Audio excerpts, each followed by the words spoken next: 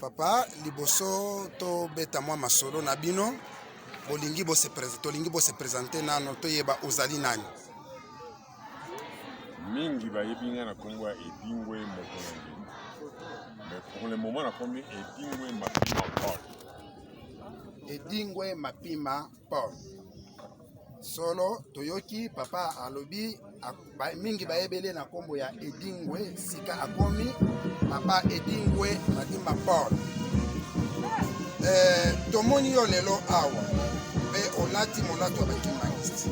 Nini ememi yo awa na Eglise Kimbangisti? Non, na kenenge na Nkamba.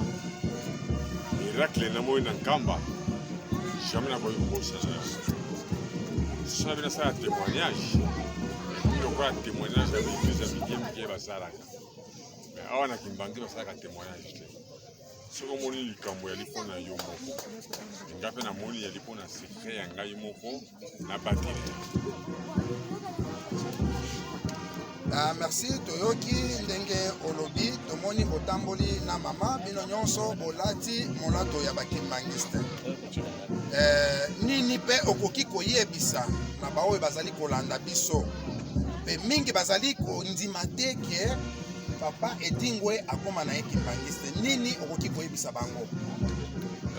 Le vrai église ya Kimbangiste pour na tambole mangombe belé catholique presbytérienne armée d'Isali na tambole mangomba nyonso mais na moni intérêt moko na ye ko na intérêt na kati ya mangomba ya Kimbangiste et puis na koloba yango bien que na population ceux qui ont dit Simon Kimbangu mon élection la soin des autres pour bien mais le pas zone négligé Simon Kimbangu zone négligé n'importe faut dire baba koko et yopi papa Paul olobi ya solo ekasi bande kona biso ebele ba congolais bazotonga biso bazoloba bino boza bato zoba bozosambela moto kasi mpona yo na ndenge ondimi okokoyebisa bango.